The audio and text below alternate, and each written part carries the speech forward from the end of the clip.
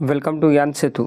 तो आज है हिस्ट्री फाउंडेशन बैच की क्लास नंबर 8 और इस क्लास में हम सिंधु घाटी सभ्यता के पार्ट 3 लेक्चर को देखने वाले हैं। पिछले की 2 लेक्चर में हमने सिंधु घाटी सभ्यता के परिचय और उसके प्रमुख स्थल के भी बारे में जाना था। इसके अलावा हम लोगों ने वहाँ पर जाना था कि किस तरह से सिंधु घाटी सभ्यता का सामाजिक जीवन था, और इस वीडियो में हम उसके राजनैतिक जीवन पर फोकस करने वाले हैं कि सिंधु घाटी सभ्यता के लोगों की और राजनीतिक की व्यवस्था किस प्रकार थी। उसके बाद हम जानेंगे कि उसका धार्मिक कैसा था। ये सारी चीज़ों के बारे में जानेंगे। चलिए हम शुरू करते हैं। सबसे पहले तो जानते हैं हम इनके जो राजनीतिक जीवन था इनके बारे में। देखिए, कहा जाता है कि इस हिंदू घाटी सभ्यता के लोगों के राजनीतिक जीवन के बारे में जानने का काफ़ी ज़्यादा अभाव था। अब अभाव क्यों था? क्योंकि कोई ऐसा साक्ष्य देखने को ही नहीं मिला कि जिससे मालूम चल सके कि इनकी राजनीतिक की व्यवस्था किस प्रकार थी। तो हड़प्पा सभ्यता की लिपि को अभी तक नहीं पढ़ा जा सकता। अब जाहिर सी बात है, लिपि को अगर आप पढ़ नहीं पाइएगा तो उसके जो राजनीतिक व्यवस्था उसके बारे में मालूम नहीं चल पाएगा। कुछ पुरातात्विक स्रोतों से हम उसके सामाजिक, हम उसके धार्मिक, इन सब चीज़ों पता कर सकते हैं, परंतु राजनीति को पता करना बड़ा मुश्किल हो जाता है। इस कारण राजनीतिक इतिहास की ठोस जानकारी मिलना बड़ा मुश्किल होता है। वर्तमान में हमारे पास इसकी जानकारी का अभाव है, लेकिन जो कुछ भी चीज़ें हमको मालूम है उतना चीज़ तो हम बता सकते हैं इस पूरे लेक्चर में, इस चैप्टर के माध्यम से। तो बात करते हैं हम कि इनके शासन का स्वरूप किस प्रकार था, मतलब कि इनका शासन प्रशासन किस प्रकार से चलता था। राजनीतिक जीवन पढ़ रहे हैं तो ऐसा मानते हैं कि यहाँ पर पुरोहित वर्ग का शासन था। अनुमान है कि शासन पुरोहित वर्ग के हाथों में होगा। और मेसोपोटामिया की सभ्यता में एक तर्क दिया गया है कि वहाँ पर उसके भी एक पुरोहित वर्ग के शासन था। तो उसी से कुछ मेल जोल खा करके भारत के जो हड़प्पा सभ्यता के बारे में भी कहा जाता है कि एक पुरोहित वर्ग का यहाँ पर शासक था। और ये कुछ इस टाइप से यहाँ पर एक मूर्ति भी मिली है, आप इस फोटो में देख सकते हैं। तो ऐसा मानते थे, यहीं उसके शासन प्रशासन को करते थे। और ये प्रशासनिक व्यवस्था किस प्रकार थी? तो संपूर्ण सिंधु घाटी सभ्यता में एक ही प्रशासनिक व्यवस्था रही होगी। इससे मालूम चलता है कि यहाँ के सारे घरों की आकार एक समान है, सारे घरों की जो डिजाइन आकृति वो एक समान है। तो ऐसा मानते होंगे कि सभी के सभी यहाँ पर प्रशासनिक व्यवस्था एक ही रही होगी। नगर नियोजन में समानता भी इनका सबसे बड़ा सबूत है। अभी हम बताएं कि सारी घर एक ही सीधी होती थी, एक ही आकार की, एक ही कलर की, ऐसे करके बहुत सारी चीज़ें। तो इससे मालूम चलता है कि सिंधु घाटी सभ्यता की जो प्रशासनिक व्यवस्था एकदम पूरे समान थी। इसके अलावा यहाँ पर मानकीकृत ईंटें और भार माप प्रणाली जो थी वो भी समान थी। सारा जगह ईंटें 4:2:1 के अनुपात में लगाए जाते थे। तो इससे भी कुछ मालूम चलता है कि हो ना हो यहाँ पर पूरी प्रशासनिक व्यवस्था एक थी। सड़कों का ग्रिड सिस्टम हर शहर में एक जैसा हमको देखने को मिलता था, और यूनिफॉर्मिटी की ही इस सभ्यता की सबसे बड़ी पहचान थी। यानी इससे समझ में आती है कि सिंधु घाटी सभ्यता में जो प्रशासनिक व्यवस्था था वो किसी एक आदमी के ही हाथ में पूरा था, तभी तो इतनी सारी समान चीज़ें हमको देखने को मिली हैं। तो हमने क्या क्या जाना कि इनके जो राजनीतिक स्थिति थी वो कैसी थी? तो पुरोहित वर्ग के हाथों में थी और पूरे के पूरे एकल व्यवस्था यहाँ पर चलती थी। बस इतना ही, इससे ज़्यादा इसके राजनीतिक इतिहास के बारे में हमको जानकारी नहीं मालूम है, क्योंकि इसके लिपि को पढ़ना बड़ा मुश्किल काम है। अगर लिपि पढ़ने को आ जाए तो सारी चीज़ें आपको देखने को मिल जाएंगी। हालांकि ये बाद में होगा कि नहीं होगा तो कोई नहीं जानता है कि लिपि को कौन पढ़ पाएगा। तो आई होप आपको ये राजनीतिक जीवन समझ में आया। कोई बहुत बड़ी खास नहीं थी, बस इतना जान लीजिए कि पूरा राजनीतिक जीवन पुरोहित वर्ग के हाथों में था और यहाँ पर एकल व्यवस्था चलती थी। एग्जाम में किस प्रकार से क्वेश्चन पूछेगा? तो क्वेश्चन पूछ सकता है कि बताइए सिंधु सभ्यता में शासन किसके हाथों में था? तो किसके हाथों में? पुरोहित वर्ग के हाथों में। प्रशासनिक व्यवस्था कैसी थी? तो सभी जगह प्रशासनिक व्यवस्था समान थी। क्यों? क्योंकि जानकारी की कमी है, लिपि का न पढ़ जाना, यही कारण है कि ये सारी चीज़ें हमको देखने को मालूम चलता है। आई होप आपको राजनीतिक जीवन क्लियर हो गया होगा। अब आइए हम जानते हैं सिंधु घाटी सभ्यता के लोगों की सामाजिक जीवन किस प्रकार थी, किस प्रकार से वो अपना सामाजिक जीवन बिताया करते थे। राजनीतिक जीवन तो हमने पढ़ लिया वहाँ पर। तो सबसे पहले जानते हैं हम कि इनकी सामाजिक स्थिति किस प्रकार थी। तो इनका जो समाज था वो मातृसत्तात्मक था। ध्यान में रखेंगे, सिंधु घाटी सभ्यता का समाज मातृसत्तात्मक था। लोग एक संयुक्त परिवार में, ज्वाइंट फैमिली में रहा करते थे। और खुदाई में बड़ी मात्रा में स्त्री की मूर्तियाँ मिली है, जिससे हमको मालूम चलता है कि हो न हो इस सिंधु घाटी सभ्यता में मातृसत्तात्मक सभ्यता थी। एक की पॉइंट है कि हड़प्पाई समाज में महिलाओं का सम्मान और अधिकार अधिक थे, जो कि मातृदेवी की मूर्तियों से हमको सिद्ध होता है। कई सारी मातृदेवी की यहाँ पर मूर्तियाँ देखने को मिली है, जिससे मालूम चलता है कि सिंधु घाटी सभ्यता में मातृसत्तात्मक समाज रहा होगा। अभी समाज का वर्गीकरण किस प्रकार था, कितने भागों में ये जो समाज था वो बंटा था। तो सिंधु घाटी सभ्यता के जो समाज थे वो मेनली 4 वर्ग में विभाजित थे। कितने वर्ग में? 4 वर्ग में। एक था पुरोहित वर्ग, एक था व्यापारी वर्ग, एक था किसान वर्ग और चौथा श्रमिक वर्ग। पुरोहित वर्ग कौन थे? तो धार्मिक अनुष्ठानों और शासन में प्रभावशाली हुआ करते थे।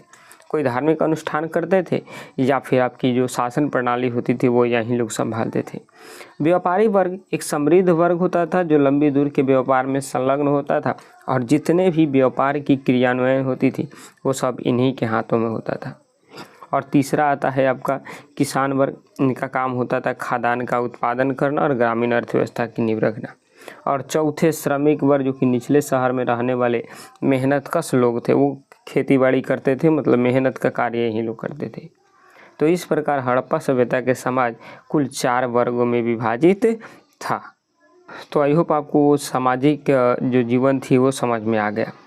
अब आइए हम चलते हैं कि हड़प्पा सभ्यता का धार्मिक जीवन किस प्रकार था। तो धार्मिक जीवन की अगर हम बात करते हैं तो सबसे पहला हमको बात यहाँ पर देखने को मिलती है कि यहाँ पर मातृदेवी की पूजा होती थी। धार्मिक जीवन मतलब धर्म किस प्रकार के वो लोग थे। तो मातृदेवी की पूजा मतलब खुदाई में बड़ी मात्रा में मातृदेवी की मूर्तियाँ यहाँ से प्राप्त हुई हैं। यह उर्वरता की देवी भी मानी जाती है, क्योंकि एक जगह से देखने को मिला है कि एक मातृदेवी के गर्भ से पौधे निकल रहे हैं, तो इसलिए उसको उर्वरता की देवी भी माना जाता था। और प्रकृति और मूर्तियों की यहाँ पर पूजा करी जाती थी। अब इससे हमको समझ में आता है कि इनका धार्मिक जीवन में मातृदेवी की पूजा हो रही है, क्योंकि बहुत ज़्यादा अधिक मात्रा में यहाँ से मातृदेवी की मूर्तियाँ प्राप्त हुई हैं। तो इसलिए मानते हैं कि यहाँ के लोग मातृदेवी की पूजा करते हैं। अब हम बात करते हैं कि जो समाज की प्रकृति थी वो किस प्रकार की थी। जो समाज हम लोग जाना उसकी प्रकृति किस प्रकार थी। तो ऐसा माना जाता है कि सिंधु घाटी के जो समाज था वो एकदम शांति प्रिय था, शांति प्रिय समाज था। यहाँ युद्ध के अत्यंत कम मात्रा में हथियार मिले हैं। अब जाहिर सी बात, अगर कम मात्रा में हथियार मिले तो इससे समझ में आता है कि इसका जो समाज था एकदम शांति प्रिय था। कहीं पर युद्ध जैसी कोई चीज़ें देखने को नहीं मिलती थी। समाज का मुख्य ध्यान व्यापार और विकास पर था, न कि सैन्य विस्तार पर। यानी इस समय लड़ाई झगड़े भी ये कम हुआ करते थे। एक नोट पॉइंट दिया है कि यह मेसोपोटामिया और मिस्र के विपरीत है, जहां अधिक युद्ध और साक्ष्य मिले हैं। जो मेसोपोटामिया की सभ्यता है और मिस्र की सभ्यता जानते हैं, इसी के समकालीन भारत में कई सारी सभ्यताएं हुआ करती थी। तो उसी में से एक मेसोपोटामिया और एक मिस्र है, जहां से अत्यधिक मात्रा में युद्ध के हथियार मिले हैं। दैट मीन्स कि हमको समझ में आता है कि हड़प्पा सभ्यता मेसोपोटामिया और मिस्र की सभ्यता से एकदम विपरीत था, क्योंकि हड़प्पा सभ्यता में लोग शांति प्रिय समाज हुआ करते थे।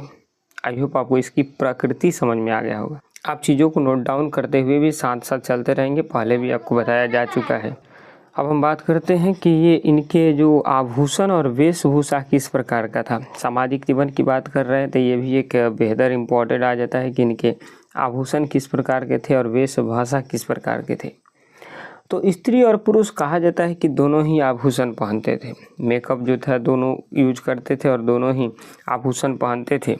मनके और जेवरात का ये लोग प्रयोग करते थे। मनके का यूज करके ये लोग माला बनाते थे और कीमती पत्थरों और धातुओं के आभूषण बनाते थे। और इन सबको लोग स्त्री भी और पुरुष भी ये दोनों लोग एक साथ मिलकर पहनते थे। दैट मीन्स हमको समझ में आता है कि इस समय के जो आभूषण या फिर वेशभाषा था वो स्त्री और पुरुष दोनों के एकदम सेम देखने को मिलता था। अब बात करते हैं कि हड़प्पा सभ्यता का जो समाज था वो उनका खान पान क्या था, किस प्रकार वो लोग क्या चीज़ें खाते थे। तो ऐसा माना जाता है कि समाज यहाँ का शाकाहारी था, लेकिन शाकाहारी पूरी तरह से बोलना यहाँ पर सही नहीं है। साथ ही मांसाहारी भोजन का भी प्रचलन था यहाँ पर, क्योंकि माना जाता है कि यहाँ पर कई सारे जानवरों को हड़प्पा सभ्यता के लोग खाते थे। हड्डियों के साक्ष्य से पशुओं के मांस भक्षण की पुष्टि होती है, तो इसलिए हमको ये बोलना गलत होगा कि हड़प्पा सभ्यता के लोगों एकदम शाकाहारी थे। नहीं, ये हर टाइप की भोजन किया करते थे। तो ये खान पान के बारे में रहा। अब एक बड़ा इम्पोर्टेंट आ जाती है कि हड़प्पा सभ्यता के समाज का मनोरंजन का साधन क्या था, किस चीज़ से वो लेकर मनोरंजन किया करते थे। तो ऐसा माना जाता है कि ये लोग मनोरंजन के लिए मछली पकड़ते थे। क्या? तो मछली पकड़ते थे, लेकिन इसके अलावा भी और सारी चीज़ें करते थे। जैसे शतरंज उनके प्रिय खेलों में से एक था, तो शतरंज ज़्यादा खेला करते थे मनोरंजन के लिए। हंटिंग या शिकार का भी शौक़ रखते थे, और पासे का उपयोग भी जुआ खेलने में ये लोग किया करते थे। आपने कभी मोहनजोदाड़ो फिल्म ज़रूर देखा होगा। एक बार आप मेरे कहने पर मोहनजोदाड़ो मूवी जो ऋतिक रोशन की है, उसको आप एक बार देख लीजिए। उसमें आपको हड़प्पा सभ्यता के बारे में बहुत सारी चीज़ें की जानकारी मिल जाएंगी, तो एक बार उसको देख लीजिए। तो हड़प्पावासी मनोरंजन के साधन में क्या प्रयोग करते थे? तो शतरंज खेला करते थे, शिकार करते थे, और साथ साथ पासे का डाइस का उपयोग करके ये लोग जुआ भी खेला करते थे। इनके मनोरंजन का साधन रहा ये।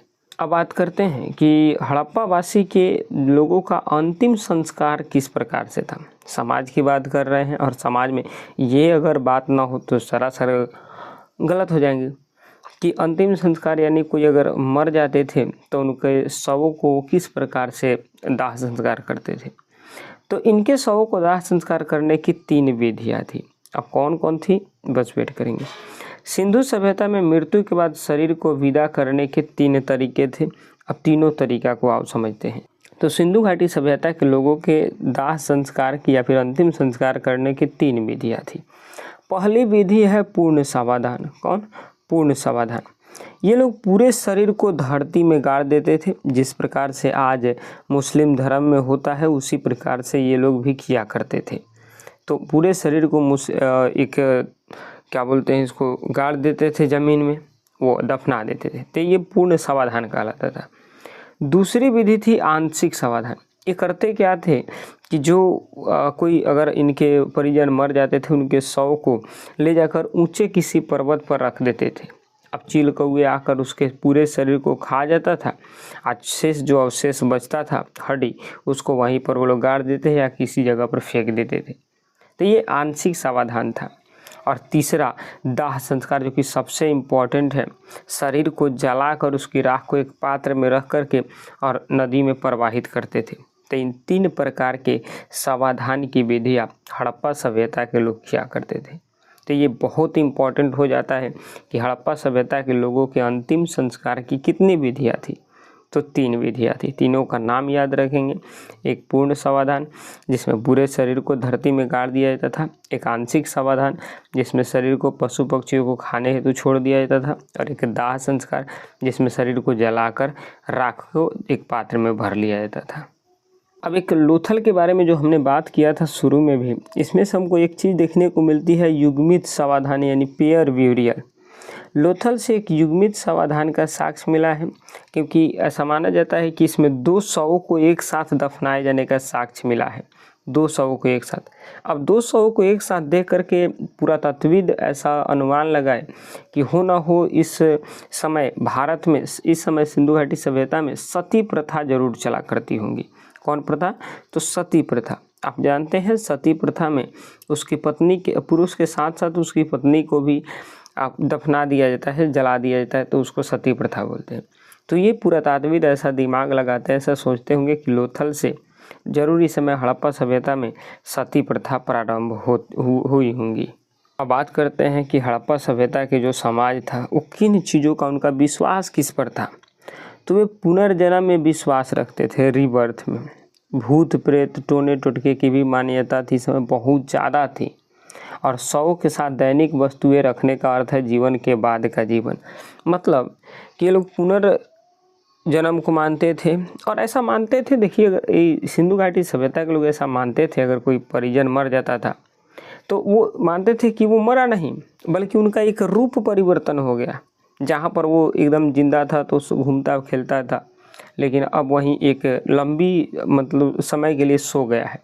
अब सो गया है तो उसी के कब्र में ये लोग बहुत सारे आभूषण, बहुत सारे चीज़ें जो कि उसके दैनिक उपयोग की थी, उन सारी चीज़ों को दे दिया करते थे ताकि वो लोग अपना यूज कर सके। ऐसा इन लोगों का मानना था, हालांकि इसका कोई वास्तविकता से अर्थ नहीं है। अब हम बात करते हैं कि सिंधु घाटी सभ्यता की धार्मिक स्थिति किस प्रकार की थी। अब तक तो हमने सामाजिक जाना, राजनीतिक जाना, अब आइए उनकी धार्मिक जीवन पर हम लोग एक बार चलते हैं। धार्मिक जीवन की बात करते हैं तो ये लोग प्राकृतिक बहुदैववाद में विश्वास रखते थे। ये भी लोग बहुत सारे देवताओं को मानते थे। पुरुष एवं महिला दोनों देवताओं को पूजा करते थे, यानी पुरुष को भी मानते थे और महिला दोनों देवताओं की लोग पूजा किया करते थे। और देवी देवताओं की मूर्तियाँ तो मिली ही है, लेकिन इस काल में मंदिर बनना, देखिए ध्यान दीजिए, ये बड़ा इम्पोर्टेंट हो जाता है कि मंदिर का साक्ष्य, मूर्ति का साक्ष्य तो हड़प्पा सभ्यता से मिला है या फिर सिंधु घाटी सभ्यता से मूर्ति तो मिला है, लेकिन कहीं से भी मंदिर का साक्ष्य यहाँ पर देखने को नहीं मिला है, क्योंकि सिंधु घाटी सभ्यता के लोग एकदम अंधविश्वासी हुआ करते थे, ऐसा पुरातत्वविदों का मानना है। तो धार्मिक स्थिति में बहुदैववाद को मानते थे, महिला और पुरुष दोनों देवताओं की पूजा किया करते थे। यहाँ से मूर्ति तो हजारों मिली है, लेकिन कहीं से भी मंदिर का साक्ष्य नहीं मिला है। और सिंधु सभ्यता के लोग पूरे के पूरे अंधविश्वासी थे। अब अंधविश्वासी क्यों थे? क्योंकि ये लोग जादू, टोने टोटके इस सब में बड़ा गहरा विश्वास रखते थे, और उसके साथ साथ बलि प्रथा का भी प्रमाण देखने को मिलता है। अब बलि अगर कहीं चढ़ रही है तो आप खुद से एक बार अपना सोच लीजिए कि किस प्रकार की ये प्रथा हुआ करती थी। इसके अलावा यहाँ पर अग्नि पूजा का प्रचलन था और कालीबंगा से हवन कुंड भी प्राप्त हुआ है। तो ऐसा मानते थे कि ये लोग भी हवन या फिर अग्नि पूजा या फिर हवन किया करते थे। ये सब उनकी धार्मिक आस्था का हिस्सा हुआ करता था। अब बात करते हैं हवन कुंड की। तो हवन कुंड का जो हमको साक्ष्य देखने को मिला है हड़प्पा का, वो कालीबंगा से मिला है। कहाँ से? कालीबंगा से। और यहाँ पर खुदाई में अग्नि वेदिकाएँ मिली है। ये जो वेदिका आपको दिख रही है, इसको बोलते हैं वेदिका। अब हवन कुंड सामूहिक धार्मिक अनुष्ठानों की ओर संकेत करते हैं, इसलिए हवन कुंड का जो साक्ष्य हमको मिला है वो कालीबंगा से मिला है, जिससे मालूम चलता है कि हड़प्पा सभ्यता के लोग अग्नि पूजा किया करते थे। सिंधु घाटी सभ्यता के लोग अग्नि पूजा के साथ साथ और भी कई पूजा किया करते थे, जैसे कि वृक्ष पूजा, ये लोग पीपल की पूजा किया करते थे, जल की पूजा करते थे, नाग पूजा करते थे। इसके अलावा लिंग पूजा, योनि पूजा, मूर्ति पूजा, ये सब की पूजा ये लोग सिंधु घाटी सभ्यता के लोग किया करते थे। और ऐसा माना जाता है कि ध्यान एवं योग्य का इनको अच्छा खासा ज्ञान था। तो ये इनकी पूजा के बारे में रहा कि क्या क्या चीज़ों की वो लोग पूजा करते थे। तो याद रखेंगे, वृक्ष की पूजा, जल की पूजा, नाग की पूजा, लिंग पूजा, योनि पूजा, मूर्ति पूजा, सब ये लोग किया करते थे। इसके अलावा यहाँ पर एक आधे शिव की मूर्ति हमको देखने को मिली है, जो कि आप इस इमेज में देख रहे होंगे। आधे शिव, ऐसा माना जाता है कि इस समय पशुपति नाथ या फिर आधे शिव की पूजा होती थी। इसके मुहर का स्थान मोहनजोदाड़ो से हमको देखने को मिला, और एक मुहर पर ही आधे शिव की चित्र देखने को मिली है। मुहर पर एक त्रिमुखीय पुरुष है, चित्र को आधे शिव माना जाता है। और सर जॉन मार्शल ने इन्हें पशुपति नाथ भी कहा है। तो ये पशुपति नाथ जो थे, इनकी भी ये लोग पूजा किया करते थे। अगर आप इस इमेज को ध्यान से देखेंगे तो यहाँ पर आपको पशुपति नाथ के साथ साथ कई सारे जानवर को देखने को मिलेंगे, जैसे हाथी देखने को मिलेगा, शेर देखने को मिलेगा, टाइगर, इसके अलावा आपकी बैल, इसके अलावा राइनोसेरस, ये सब जानवर मिलेंगे, लेकिन कहीं आपको गाय का यहाँ पर साक्ष्य नहीं देखने को मिलेगा। तो इसलिए ऐसा माना जाता है कि सिंधु घाटी सभ्यता के लोग गाय से ज़्यादा परिचित नहीं थे। हालांकि आगे जब अगला चैप्टर शुरू होगा, वैदिक पीरियड में जब हम लोग चलेंगे, तो वहाँ पर गाय ही सबसे मेन जानवर के रूप में उसको अवधारणा दिया जाएगा। तो आज की लेक्चर यहीं पर कंप्लीट हुई। कल के लेक्चर में हम लोग एक लास्ट जीवन के बारे में जानेंगे कि इन लोगों का आर्थिक जीवन किस प्रकार से था, और जब आर्थिक जीवन कंप्लीट हो जाएगा तो कल के लेक्चर में हम हड़प्पा सभ्यता के आर्थिक जीवन के बारे में जानेंगे कि किस प्रकार से ये लोग अपना जीवन पैसों पर चलाया करते थे। देन उसके बाद हम लोग जानेंगे कि आखिर वो क्या कारण रही जिससे हड़प्पा सभ्यता इस पूरे धरती से विलुप्त हो गया। तो कल की ये लेक्चर लास्ट रहेंगी। तो आज की लेक्चर यहीं पर कंप्लीट हुई। मिलेंगे आपसे एक और नई लेक्चर के साथ में, तब तक के लिए जय हिंद जय भारत।